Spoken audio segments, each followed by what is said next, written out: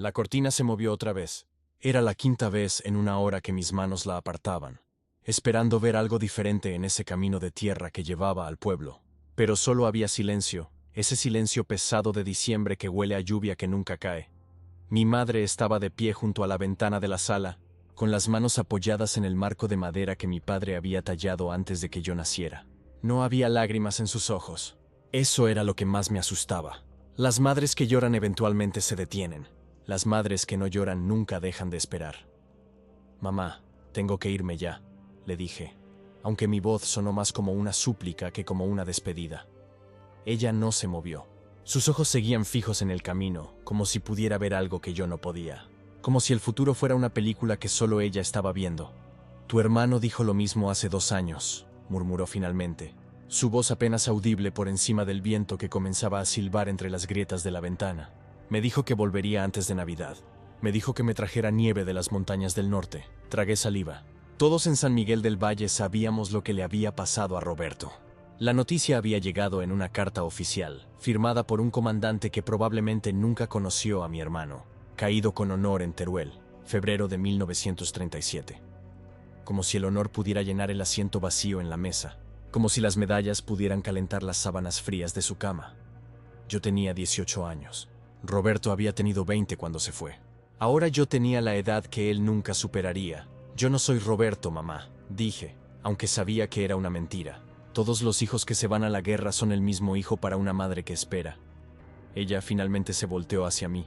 Su rostro estaba pálido, demacrado, como si cada día de espera le hubiera robado un pedazo de vida. Me tomó de las manos y pude sentir cuán frías estaban, cuán frágiles. «Prométeme algo, Carlos», susurró. «Prométeme que cuando escuches el silbido de las balas, pensarás en esta ventana. Prométeme que cuando el miedo te diga que corras, recordarás que yo estaré aquí, esperándote. Te lo prometo». «No». Apretó mis manos con más fuerza. «Prométeme que volverás, que no me dejarás esperando como tu hermano me dejó. Prométeme que cuando todo termine, caminarás por ese camino y tocarás esa puerta y me dirás: «Mamá, ya llegué». Las lágrimas finalmente llegaron, pero no de sus ojos. Eran mías, calientes, incontrolables, avergonzantes para un soldado que ni siquiera había visto su primera batalla. «Te lo prometo, mamá. Volveré». Ella asintió. Me soltó las manos y regresó a la ventana. No me abrazó. No me dio la bendición. Solo volvió a mirar el camino, como si practicara para todos los días que vendrían después. Tomé mi mochila, abrí la puerta y caminé hacia el camión militar que esperaba en la plaza del pueblo. Otros 8 muchachos ya estaban ahí, todos con las mismas caras pálidas, todos despidiéndose de algo que tal vez no volverían a ver. Antes de subir, me di vuelta una última vez. Mi madre seguía en la ventana, una silueta oscura contra la luz tenue de la tarde. No agitó la mano, no gritó mi nombre, solo se quedó ahí, inmóvil, eterna. Esa fue la última vez que la vi de pie, pero no sería la última vez que ella me vería a mí. El frente del Ebro olía a tierra mojada y metal oxidado. Llevábamos 3 meses cavando trincheras, 3 meses durmiendo con un ojo abierto, 3 meses escribiendo cartas que tal vez nunca llegarían a casa. Yo escribía 2 veces por semana, no porque tuviera mucho que decir, sino porque sabía que mi madre contaba los días entre cada carta como si fueran latidos de mi corazón. Si dejaba de escribir, ella pensaría que había dejado de respirar. «¿Otra carta para tu mamá?», me preguntó Esteban, un soldado de Zaragoza que tenía 30 años pero aparentaba 50. «La guerra te envejece de maneras que ni el tiempo puede lograr. Es lo único que la mantiene viva», respondí, doblando cuidadosamente la hoja de papel manchada con barro. «Mi madre dejó de responder hace 2 meses», dijo él, encendiendo un cigarrillo con manos temblorosas. «No sé si es porque se murió o porque ya no puede soportar escribirme mentiras sobre que todo está bien». Esteban tenía esa mirada que todos desarrollábamos eventualmente. Esa mirada que dice que ya viste demasiado, que ya perdiste demasiado, que ya no estás seguro de por qué sigues aquí. Esa noche, mientras el capitán leía los nombres de los que tenían correo, esperé escuchar el mío. Rodríguez, Santos, Fernández, pero nunca llegó. 4 semanas sin noticias de San Miguel del Valle. «Tranquilo, muchacho», me dijo el sargento Márquez, un hombre de Guadalajara que había perdido 2 dedos en Brunete. «Las rutas de correo están cortadas. La ofensiva interrumpió todo. Tus cartas llegarán cuando las cosas se calmen, pero las cosas nunca se calmaban. Cada día traía nueva artillería, nuevas órdenes, nuevos nombres borrados de la lista de asistencia. Una noche, mientras montaba guardia, encontré una carta en el bolsillo de un soldado muerto. No era para él, sino de él. Nunca la había enviado. La leí, aunque sabía que no debía.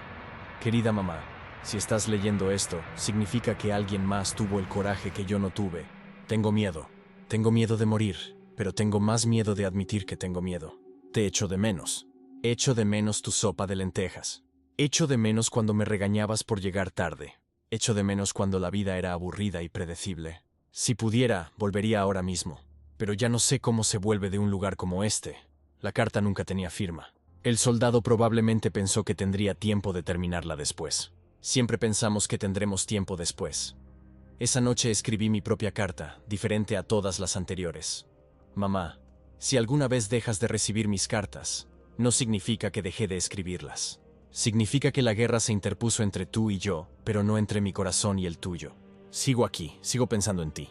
Sigo viendo esa ventana cada vez que cierro los ojos. Y cuando todo esto termine, caminaré por ese camino polvoriento, tocaré esa puerta de madera y te diré, mamá, ya llegué. Hasta entonces, por favor, no dejes de mirar el camino, porque yo no he dejado de caminar hacia ti.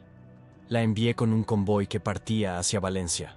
Nunca supe si llegó, pero en San Miguel del Valle, mi madre seguía junto a la ventana contando los días, contando las cartas que no llegaban, contando las razones por las que no debía perder la esperanza. 3 meses después, un vecino le preguntó por qué no se sentaba, por qué no descansaba, por qué seguía ahí de pie como una estatua. Porque si me siento, respondió ella, podría quedarme dormida, y si me duermo, podría no verlo cuando regrese. Nadie le dijo que 3 meses sin cartas significaban casi siempre lo mismo. Pero mi madre no era como todos. Mi madre tenía algo que la guerra no podía quitarle. La memoria de una promesa que yo había hecho junto a esa ventana. Septiembre llegó con una ofensiva que ninguno de nosotros esperaba.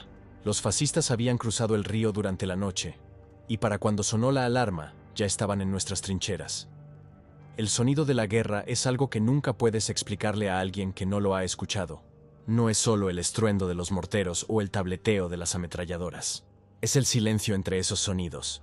Es el momento en que todo se detiene y te das cuenta de que el amigo que estaba junto a ti hace 5 segundos ya no está respirando. Esteban cayó primero. Ni siquiera gritó. Solo hizo un sonido suave, como un suspiro, y se desplomó sobre el barro. Tenía los ojos abiertos, pero ya no estaba ahí. Su último pensamiento probablemente fue para su madre, la que había dejado de escribirle. Yo seguí corriendo. No por valentía, sino porque mi cuerpo se negaba a detenerse. El miedo tiene una manera de mantenerte en movimiento cuando la lógica te dice que ya todo terminó. Me refugié en un cráter de bomba, junto a otros 3 soldados que no conocía. Uno de ellos estaba rezando en voz baja. Otro estaba llorando sin hacer ruido, las lágrimas mezclándose con el barro en su rostro.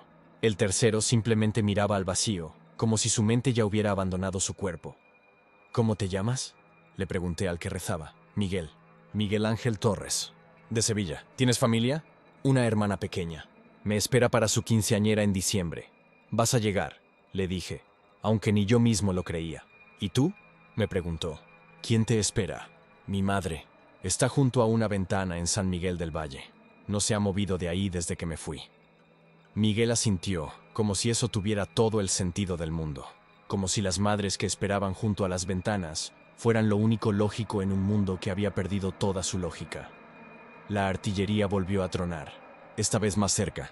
El suelo tembló, y sentí que mis pulmones se vaciaban aunque no había exhalado.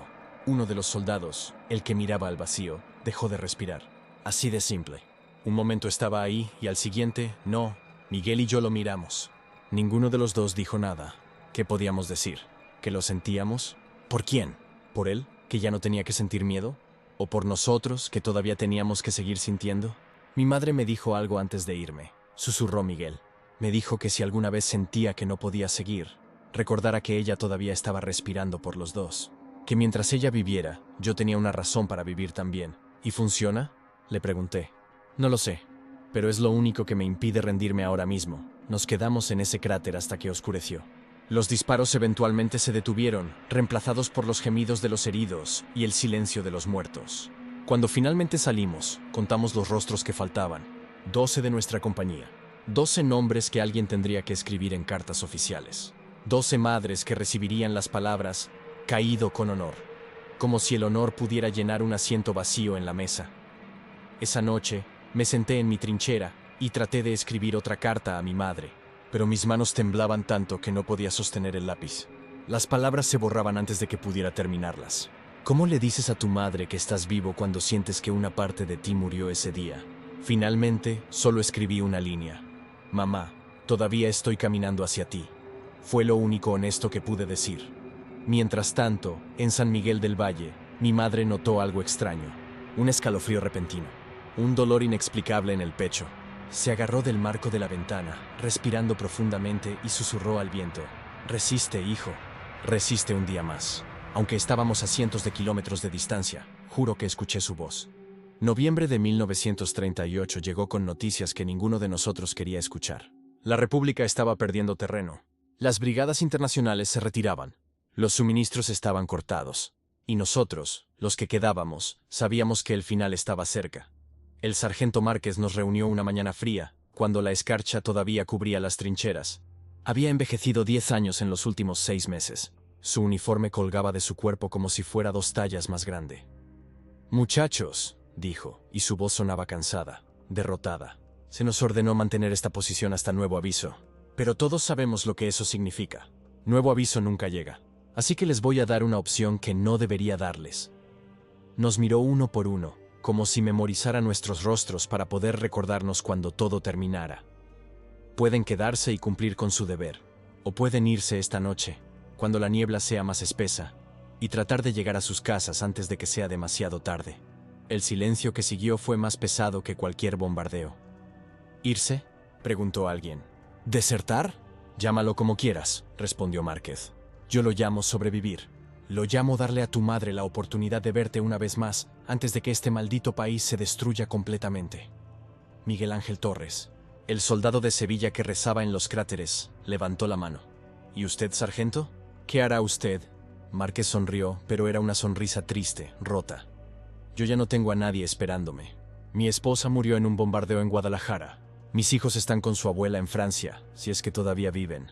Yo me quedo porque no tengo otro lugar a donde ir. Esa noche tomé la decisión más difícil de mi vida. Me quedé despierto, mirando las estrellas a través de las nubes de humo, pensando en mi madre junto a esa ventana. ¿Cuánto tiempo llevaba ahí? ¿4 meses? ¿5? ¿Seguía de pie? ¿O finalmente se había sentado? ¿Seguía mirando el camino? ¿O había aceptado que yo no volvería? Pensé en Roberto, mi hermano, que nunca regresó de Teruel. Pensé en la carta oficial que llegó, en las palabras vacías sobre honor y sacrificio. Pensé en cómo mi madre dobló esa carta y la guardó en un cajón que nunca volvió a abrir. Si yo moría aquí, ella recibiría otra carta idéntica, y esa segunda carta la mataría más que la primera. Pero si desertaba, si huía como un cobarde, ¿podría mirarla a los ojos? ¿Podría tocar esa puerta y decirle, «Mamá, ya llegué», sabiendo que había abandonado a mis compañeros? Miguel se sentó junto a mí. «¿Ya decidiste?», me preguntó. «No lo sé. ¿Tú?». «Me voy. Mi hermana cumple 15 en 3 semanas. Le prometí que estaría ahí. Y si rompo esa promesa, ella nunca me lo perdonará. Y yo nunca me lo perdonaré. ¿Y no te sientes como un cobarde?». «Me siento como un hermano. Me siento como un hijo. El valor no es solo quedarse y morir. A veces, el valor es decidir vivir cuando todo te dice que te rindas». A medianoche, 8 soldados desaparecieron en la niebla. Miguel fue uno de ellos. Yo no me quedé porque recordé algo que mi madre me había dicho cuando era niño. «Carlos, una promesa es un lazo invisible entre 2 almas. Si rompes una promesa, rompes una parte de ti mismo que nunca puedes recuperar». Le había prometido que volvería, pero también le había prometido que no la dejaría esperando como Roberto. Y en ese momento, me di cuenta de que ambas promesas podían ser ciertas al mismo tiempo. Podía quedarme y pelear. Podía sobrevivir un día más. Y cuando llegara el momento adecuado, no como un desertor, sino como un hombre que había cumplido su deber, podría caminar por ese camino y tocar esa puerta. Esa noche escribí mi última carta desde el frente. «Mamá, pronto volveré a casa. No sé cuándo, pero volveré. Y cuando lo haga, no será como un fantasma o un recuerdo. Será como tu hijo, el que se fue, pero también el hombre que sobrevivió. Mantén la ventana abierta. Sigue mirando el camino, porque esta vez la espera terminará». La envié con un convoy al amanecer. Nunca llegó. Pero 2 semanas después, todo cambió. La guerra terminó, pero no de la manera que esperábamos. No hubo victoria, no hubo desfiles, solo un silencio repentino, como cuando apagas una radio vieja y el zumbido se desvanece lentamente. En enero de 1939 me dijeron que podía irme. Ve a casa, soldado. Ya no hay nada más que pelear aquí. Caminé durante 3 semanas. A veces conseguía un aventón en un camión, a veces en un carro de caballos, pero la mayor parte del tiempo simplemente caminé. Mis botas estaban destruidas, mis pies sangraban, y mi cuerpo estaba tan delgado que mi uniforme parecía hecho para otra persona. Pero seguí caminando, porque había hecho una promesa. Cuando finalmente vi las colinas de San Miguel del Valle, me detuve. Habían pasado casi 2 años desde que me fui. 2 años de cartas que no llegaron, de promesas que parecían imposibles, de días en los que estuve seguro de que nunca volvería a ver este lugar. El pueblo estaba más silencioso de lo que recordaba. Varias casas tenían las ventanas rotas, otras estaban abandonadas. La guerra había llegado aquí también, aunque de maneras diferentes. Caminé por la calle principal. Algunos vecinos me reconocieron y se detuvieron. Vi lágrimas en sus ojos, pero también algo más, algo que parecía lástima. Carlos, dijo don Julián el panadero. ¿Vienes? ¿Vienes de la guerra? Sí, vengo a casa. Él intercambió miradas con su esposa. Ella se cubrió la boca con las manos. Hijo, ¿nadie te avisó? Mi corazón se detuvo. ¿Avisar qué? Tu madre. No lo dejé terminar. Corrí. Corrí más rápido de lo que había corrido en cualquier batalla. Más rápido de lo que había corrido cuando las bombas caían. Más rápido de lo que pensé que podía correr con los pies destrozados y el cuerpo exhausto. Llegué a mi casa. La puerta estaba cerrada, pero no con llave. La abrí de un empujón. ¡Mamá! La casa estaba en silencio. Un silencio diferente al de la guerra. Este silencio olía a tiempo detenido, a espera que nunca terminó. Y entonces la vi. Estaba junto a la ventana, de pie. Sus manos descansaban sobre el marco de madera que mi padre había tallado. Su rostro estaba girado hacia el camino, hacia el mismo camino que yo acababa de recorrer. Sus ojos estaban abiertos, pero vacíos. No, susurré. No, no, no. Me acerqué lentamente con las piernas temblando. Toqué su hombro. Estaba frío. Tan frío, había muerto de pie, esperando. Me dejé caer al suelo con la cabeza en mis manos y finalmente lloré. Lloré por Roberto, que nunca volvió. Lloré por Esteban, por Miguel, por todos los que cayeron. Lloré por las cartas que nunca llegaron. Y lloré por mi madre, que había cumplido una promesa que yo no sabía que ella también había hecho. Don Julián entró unos minutos después, con su esposa y el padre Marcos. Lo siento, hijo, dijo el cura. Ella murió hace 3 días. El médico dijo que fue su corazón, pero nosotros sabemos que fue otra cosa. Ella nunca dejó de esperar, ni un solo día en 2 años. Los vecinos le llevaban comida, pero ella no se movía de esa ventana. Decía que si se movía, si se distraía aunque fuera un segundo, podría perderte cuando finalmente aparecieras. Traté de convencerla de que descansara, dijo doña Carmen, con lágrimas en los ojos. Le dije que podía sentarse, que la ventana seguiría ahí, pero ella me dijo, si me siento podría quedarme dormida, y si me duermo, podría no verlo cuando regrese. Y él me prometió que regresaría, y yo le prometí que estaría esperándolo. Miré el rostro de mi madre por última vez, y aunque estaba muerta, juro que vi algo en sus labios. No era exactamente una sonrisa, era paz. Como si, de alguna manera, en sus últimos momentos, hubiera sentido que su espera había terminado. Como si supiera que yo estaba en camino, encontré algo en su delantal. Una carta, arrugada, manchada, pero todavía legible. Era la última que yo le había escrito. Mamá, todavía estoy caminando hacia ti. La había leído tantas veces que el papel casi se desintegraba. Pero ella la había guardado, la había sostenido, la había creído. La enterramos junto a mi padre y junto a Roberto, bajo el viejo roble en las afueras del pueblo. Durante el funeral no lloré más, ya no me quedaban lágrimas, solo me quedaba una certeza silenciosa. Ella nunca dejó de creer en mí. Y aunque llegué 3 días tarde, aunque no pude tocar esa puerta y decirle, mamá, ya llegué, aunque nunca volví a ver sus ojos llenos de vida, ella sabía, de alguna manera, ella sabía que yo había cumplido mi promesa, que había peleado por volver, que cada paso que di en esas trincheras, en esos caminos polvorientos, en esas noches interminables, fue un paso hacia ella. Los días que siguieron los pasé reparando la casa, limpiando esa ventana que ella había mirado durante 2 años.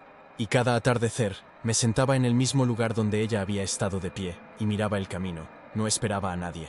Nadie más vendría, pero lo hacía porque necesitaba entender. Necesitaba sentir lo que ella sintió. Necesitaba saber qué se siente esperar cuando todos te dicen que dejes de hacerlo. Y una tarde, mientras el sol se ponía detrás de las colinas, lo entendí. El amor de una madre no necesita confirmación, no necesita cartas, no necesita pruebas. Es un lazo invisible que ni la guerra, ni la distancia, ni siquiera la muerte pueden romper. Y aunque llegué 3 días tarde, aunque no pude cumplir mi promesa de la manera que planeé, ella me esperó hasta el final. Y eso, de alguna manera, fue suficiente. ¿Quién sigue esperándote? Incluso cuando el mundo ha dejado de creer. ¿A quién le prometiste volver? Si esta historia tocó tu corazón, compártela para que su memoria viva en cada hijo que regresa y en cada madre que nunca deja de mirar el camino.